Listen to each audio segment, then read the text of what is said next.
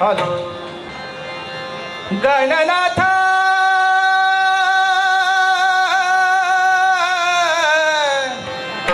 गणनाथ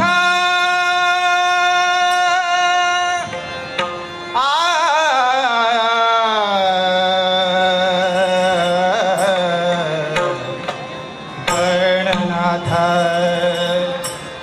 नमो नमो नमो गणनाथ नमो नमो नमो गणनाथ नमो नमो नमो गणनाथ नमो नमो नमो गणनाथ नमो नमो नमो गणनाथ नमो नमो नमो गणनाथ नमो गणनाथ सद्गुरु समर्थ नमो गणनाथ नमो गणनाथ नमो गणनाथ सद्गुरु समर्थ भजला अनाथ पाववेगी भजला अनाथ पाववेगी वेगी पाव मजला अनाथ गणनाथ गणनाथ गणनाथ नमो नमो नमो गणनाथ नमो नमो नमो गणनाथ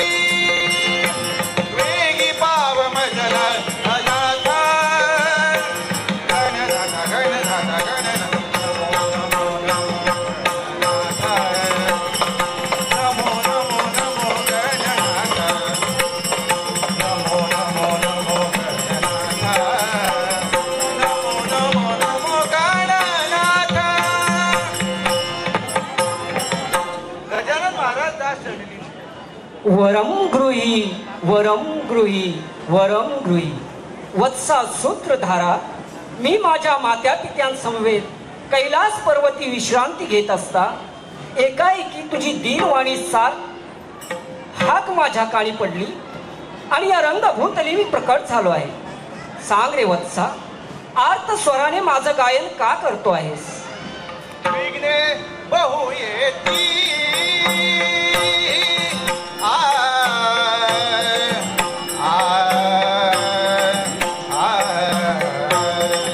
विघ्ने बहु येती ऐसा खेळा रंग बरेचा ऐसा खेळा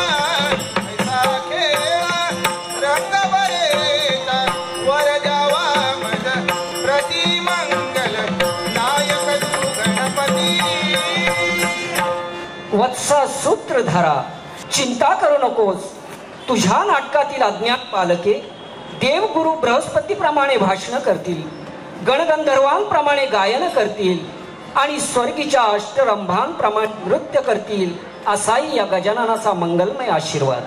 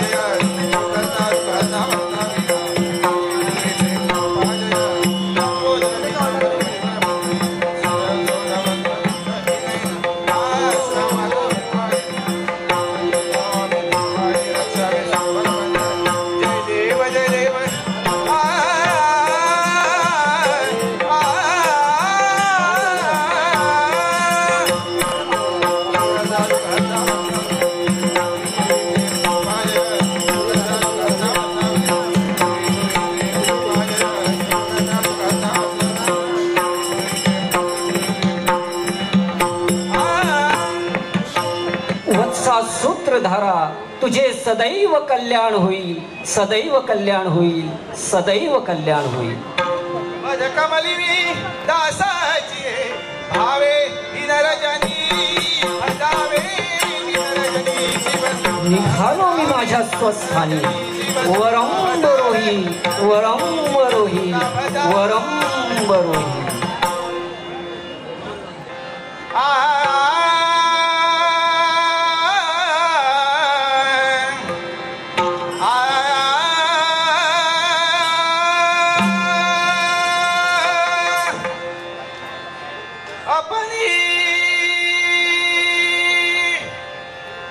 बंसी बजाओ मोहना अपनी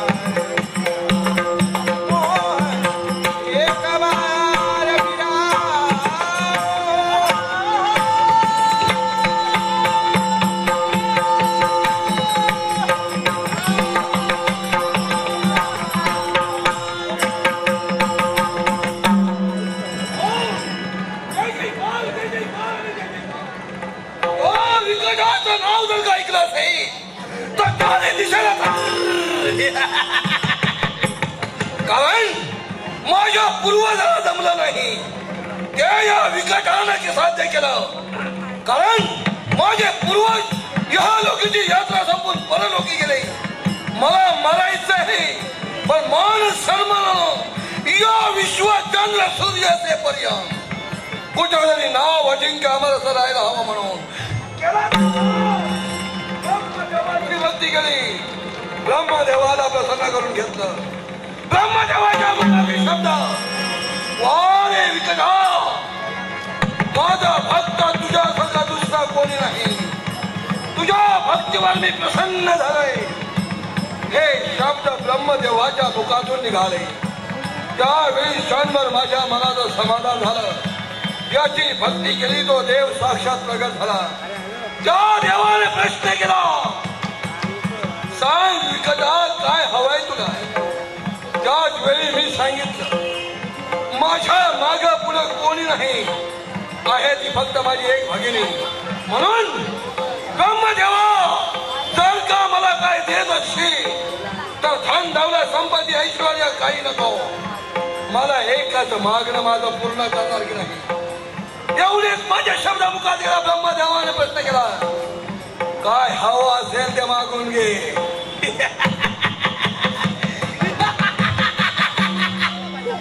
त्याच वेळी माझ्या मुखातून शब्द निघाले, देवा जर का तू देणारच असशील तर या भक्ताची इच्छा तुला पूर्ण करावी लागेल.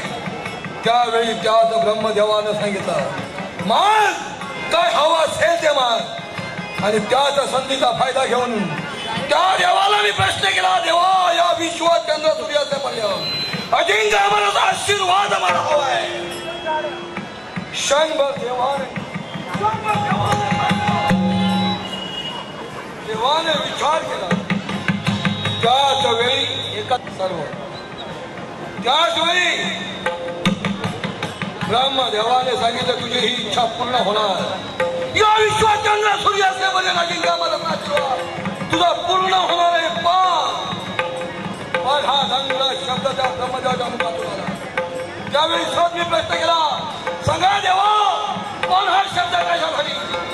त्यावेळी ब्रह्मदेवाने सांगितलं, प्रतिदिनी एक शास्त्र सुवर्ण कमळ जर का शिवशंभ महादेवाच्या पिंडीवर अर्पण केला तर या विश्वात तुला अजिंक्य अमरचा आशीर्वाद दिला. धन्य धन्य झालं. माझी इच्छा पूर्ण होणार आहे. पण ही सुवर्ण कमळ कुठे मिळणार यात मला माहित असावं.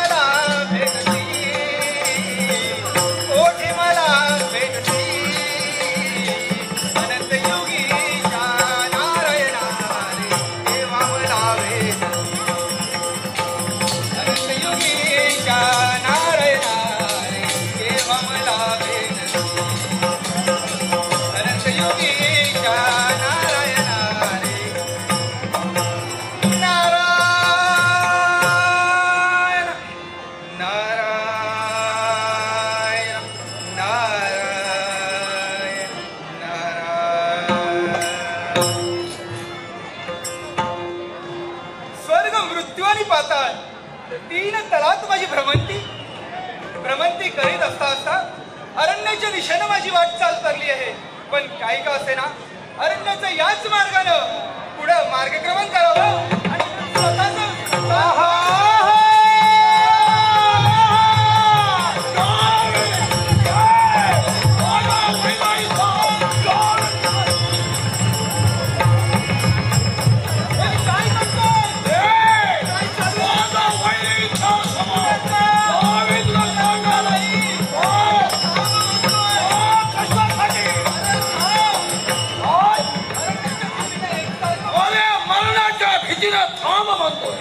पण तसा मी सोडणारा मुला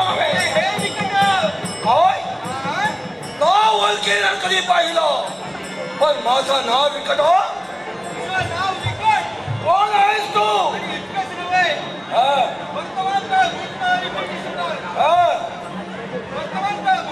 भविष्यकाळ जाणण्याची जिज्ञासा वृत्ती माझ्या अंगी ठाई ठाई मारली आहे. काय सांगतो का? इतकंच नव्हे, तू कोण, तुझा जन्म कसा आणि या विश्वास कर्तव्य नाही काय? मग सांग.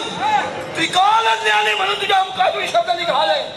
मग मी कोण, माझा जन्म कसा झाला आणि मला करायचं जीवनात काय आहे ते सांग. तुझं नाव विकट, दैत्य घराण्यात तुझा जन्म झाला आणि तुला विश्वास म्हणतात करायचं ते काय? हे सारं त्रैलोक्य स्वतःशी संपादन करायचंय. त्रैलोक्यात तुझा डंका वाजायला हवाय. अगदी कीर्ती तुझी या त्रैलोक्यात व्हायला हवी. कीर्ती होण्यासाठी एक निष्ठतेनं पायपीट करतोय. अरण्याच्या ठिकाणी वनवन भटकतोय. पण तुझ्या समोर ही जी नेत्रदायी व्यक्ती उभी आहे ती दुसरी तिसरी कोणी नसून ब्रह्मतनय नारद महामुनी. माझा सर्व भूत भविष्य तुम्ही सांगितलं. सांगा या विकटा तुझ्या मनामध्ये वावणारी इच्छा, या विश्वात चंद्र सूर्य असे मला अजिंक्य अमरचा आशीर्वाद त्या ब्रह्मदेवाने दिला. माझ्या पिताजींची भक्ती तुझ्या करवी झाली. पिताजींनी आशीर्वाद दिला.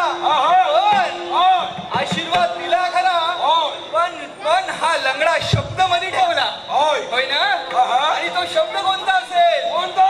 तर ज्यावेळी सहस्र कमळ पुष्प शिवपिंडीवर महाभिषेक होईल त्याच वेळी तुला अमरत्वाचा आशीर्वाद प्राप्त होईल. एवढं कशाला ही भक्ती केली, ब्रह्मदेवाला प्रसन्न करून घेतला. कुठली गोष्ट मला शक्य नाही. ब्रह्मदेवानं सांगितलेली इच्छा शिवशंभ महादेवाच्या पिंडीवर शास्त्र सुवर्ण तर मी अधिकामी अमर होणार आहे. याच्यासाठी ही याचाच गोष्टीचा विचार करतोय. ही सुवर्ण कमळ मला कशी आणि कुठे भेटली? सुवर्ण कमळाच्या प्राप्तीसाठी एकनिष्ठतेने भटकतोय. सुवर्ण कमळ मिळणार आहे ती कुठे? बहादरी असा बहादरी आणि असा दूरवर दृष्टिक्षेप करून पहा. बहादरी समोर दिसणारी ती कांचनपूर नगरी. या कांचनपूर नगरी आणि त्या सुवर्ण कमळांचा काय संबंध आहे? त्या सुवर्ण कमळाचा काय संबंध? सुवर्ण कमळ म्हणजे कशी माहित आहे का? कशी मिळाल? काय त्याच ठिकाणी तुला मिळतील. सुवर्ण कमळ दुर्मिळ आहे. कुठेही तुला मिळणार नाही. काय सांगतो का? ती सुवर्ण कमळ मला तिथंच मिळणार आहे. कांचनपूर नगरीत मिळतील. कांचनपूर नगरीत प्रवेश करावा. सुवर्ण कमळ तोडून शिवशंभू महादेवाच्या पिंडीवर अर्पण करायला हवी. यासाठी जर का ती मला मिळणारच असेल, माझा तुझा आत्मविश्वास आहे, मग कशाला विलंब लावू? तू माझा शिष्य आणि मी तुझा गुरु. भाऊ दे, तुला काय काय करतोय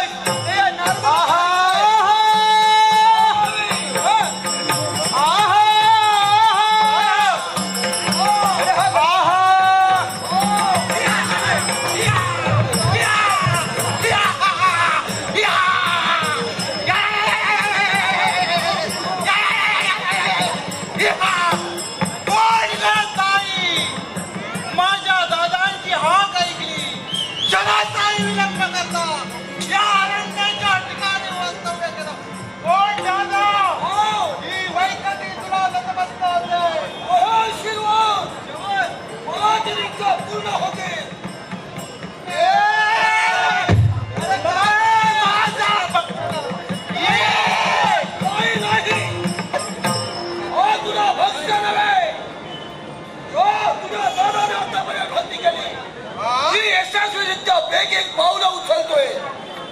मार्गदर्शन करणं हा आहे. अर्थात हा आपल्या उपयोगी पडण्यासाठी त्याच्याकडून आपल्याला काय हवं ते बोलून घ्यायला पाहिजे, जे हवं ते मागून घ्यायला पाहिजे. म्हणून मला नमस्कार करा. ही तुझी ताई. होय हो. ही तुझी ताई. हो. मला वाटलं कोण ही बाई.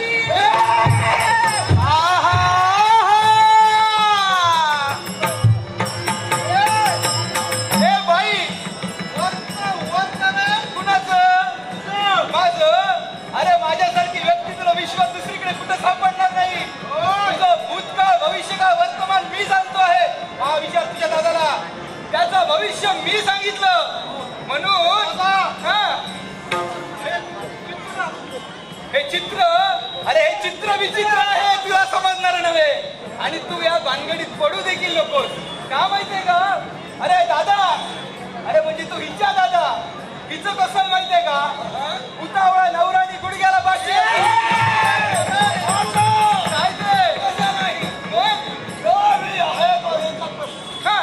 माझी ताई धानाची मोठी झाली, तिच्या सुखा दुःखात आम्ही दोघांनी एकमेकाला साथ दिली. शबस, तू मला सांगायला आणि माझ्या भगिनीचा येणार झालाय. अर्थात मी जबाबदारी माझ्या ताईवर देणार. कुणावर? ताईवर जबाबदारी देणार. अरे ही ताई तुझी, मला नाही वाटत त्या ताईच्या काय हातातून होईल असतं.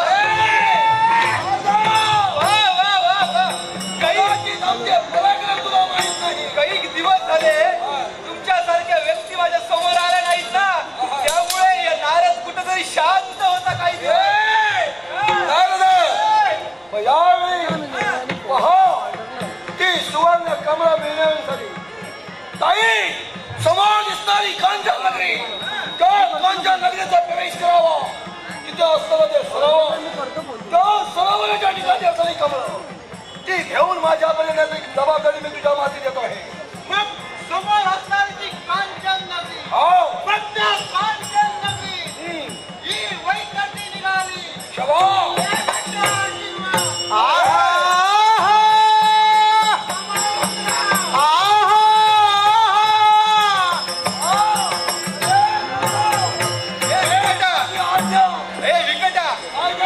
बरेच दिवस झाले असं कातोडा कधी भेटलं नव्हतं मला.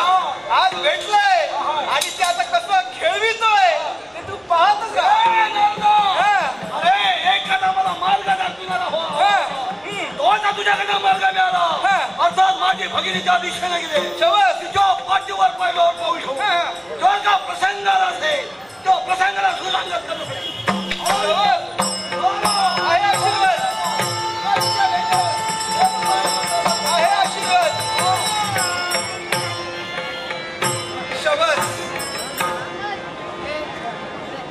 एक सारखा या अरण्यात भ्रमंती करतोय. स्वर्ग मृत्यू पाताळ तीन तळात भ्रमंती करणारा हा नारद आजच्या दिन अरण्यात आला. अरण्यात कैक दिवसानंतर काहीतरी हसवायला, काहीतरी खेळवायला, हे नाट्य निर्माण करायला एक स्त्री भेटली आहे. पण हे भगवन, हसविता, खेळविता, रडविता देखील काही क्षण का होईना तुझं नामस्मरण माझ्या मुखातून काही क्षण बाजूला झालं. क्षमा असावी या पामराला. पण भगवन, मृत्यू लोकाच्या ठिकाणी मरत मानवाला एकनिष्ठतेने तुझी ध्यानी मनी स्वप्नी चिंतने नाही भक्ती करण्याचं कार्य केलंय. पण भगवन, त्यांच्या भक्तीत त्यांना यशप्राप्ती घडू दे, त्यांचं जीवन सुखी समाधानी ऐश्वर्यात नांदू दे, असं या नारदाचा सांगणं तुला देवा. या नारदाच्या भरोशाच्या शब्दावर विश्वास ठेवून प्रत्येक प्राणी मात्राला सुख शांती दे. कारण भवसागर तरुण जायचं असेल, सलोकता, स्वरूपता, सायुज्यता पदाची प्राप्ती जर करून घ्यायची असेल तर भगवंताचं भजन पूजन कीर्तन ह्या विश्वात सतेज तुम्ही चालू ठेवावं, असं या मृत्यू लोकातील मरत मानवांना माझं सांगणं आहे.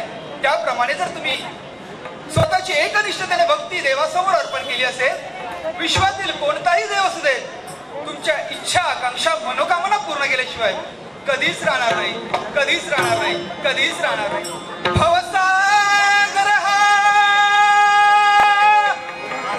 पार करा, नाममुखी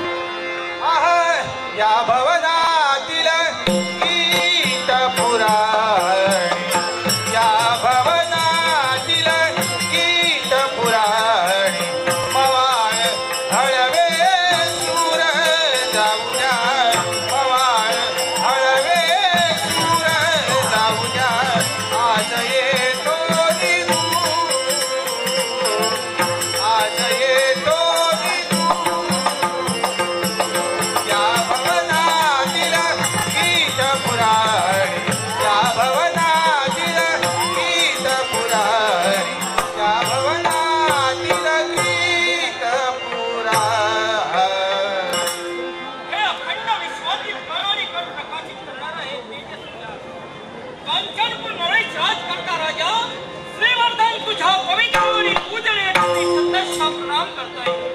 यथा जन्मवदा कश्य वेष्टायतीन मानवा तथा देवं दुःखश्य भविष्यते. ज्या प्रकारे आकाश कातडणे मरवून टाकणे माणसाला शक्य नाही, तद्वत परमात्म्याला जाणल्याशिवाय दुःख केव्हाही समुद्रात ओलांडता येणार नाही. मी माझ्या मातृपितृदेवतेच्या पश्चात मी माझ्या मस्तकी राजमुकुट धारण केला. कुणी जर का मस्तकी राजमुकुट धारण केला असेल म्हणून तो राजकर्ता होत नाही, तर ज्या क्षणी सर्वसामान्य जनता त्याचा राजकर्ता म्हणून स्वीकार करते त्या क्षणी तो राजकर्ता होतो. धर्मार्थ काम आणि मोक्ष ही क्षत्रियाचे 4 पुरुषार्थ आहेत आणि या 4 पुरुषार्थाप्रमाणे वागण्याचा प्रयत्न राजा श्रीवर्धन परिपूर्ण करतोय. राजा या पदवीचा पात्र नसे जगते कुणी मानावे. राजा ईश्वरी इच्छाने जाणावे. प्रत्येक राजकर्ता आपल्या ईश्वरी इच्छेनुसार आपला राज्यस्व स्वीकारत असतो. लेखणी लंकुश आणि लगामी राजकारणाची त्रिसूत्र हाती घेऊन या माझ्या कंचनपूरच्या तमाम जनतेला मी न्यायदान देण्याचं कार्य परिपूर्ण करतोय. प्रज्ञा करुणाशील आणि मैत्री या पंचतत्वानुसार या माझ्या जनतेला मी न्यायदान देतोय. एवढंच नव्हे तर दारी आलेल्या अतिथीला रिक्त असताना मी पुनश्च केव्हाही मार्गस्थ पाठविला नाही. दारी आलेल्या अतिथीचा यथोचित दान आणि दक्षिणा देऊन त्याचा मी यथोचित सत्कार करतोय. एवढंच काय तर लेखली लंकुश आणि लगाम ही त्रिसूत्र मी हाती घेऊन आज मितीवर मी माझा कर्तव्य परिपूर्ण करतोय. उत्तमेन सिद्धांती कार्याणि मनोरथे नस्ति सुप्तस्य सिंहस्य प्रविशन्ति मुखे दुर्गा. केवळ मनोरंजन असणारे कार्य पूर्ण होत नाही, तर त्यासाठी प्रयत्न हे करावेच लागतात. केवळ सिंह जर का झोपी गेला असेल तर सिंहाच्या मुखात धरणे कधीच शिरत नसतात. पण भगवंता केवळ मला हा 3.5 हात देह दिलाय, असाच प्रजेच्या सदितासाठी दे. हीच देवा तुझ्या चरणी सविनय प्रार्थना. भोलेनाथ केवळ तुमचा मंगलमय आशीर्वाद असाच माझ्या मस्तकी चरणीत राहू दे. हीच देवा अखंडित या पामराची आपल्याला अखंडित सेवा आपल्याकडून घडू दे. वासे दिन शुभदायक थोर थोर जन पाहताय. थोर थोर जन पाहताय. आज धन्यता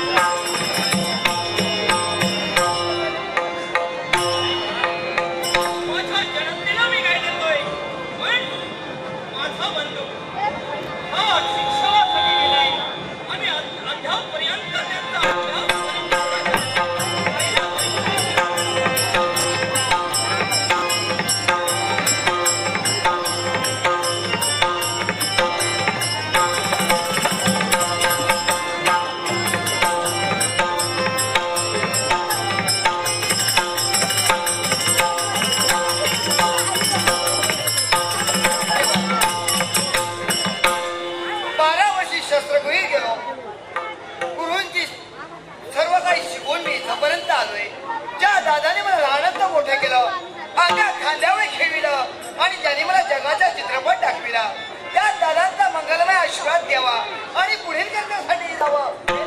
हो दादा.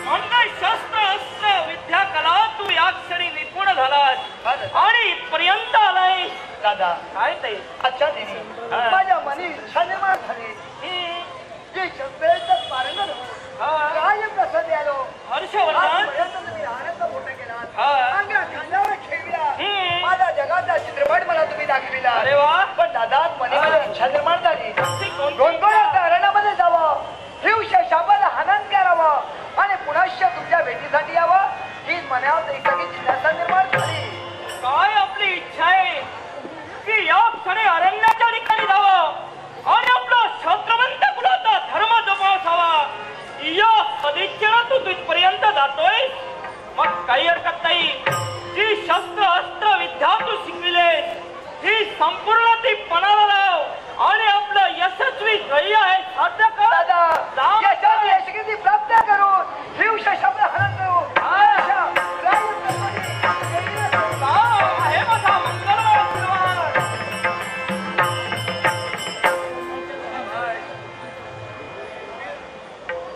आच्छादनी मी माझं कर्तव्य परिपूर्ण करतोय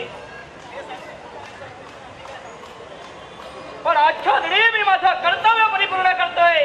माझा बंधू गेलाय तो अरण्याच्या ठिकाणी पण आच्छादनी सिद्ध सरोवराच्या ठिकाणी असणारी ती सुवर्ण कमळ आणि या सुवर्ण कमळाची कुठेतरी या क्षणी चोरी होते आणि कुणीतरी या सुवर्ण कमळाचा उद्घोष करतोय पण नाही. याला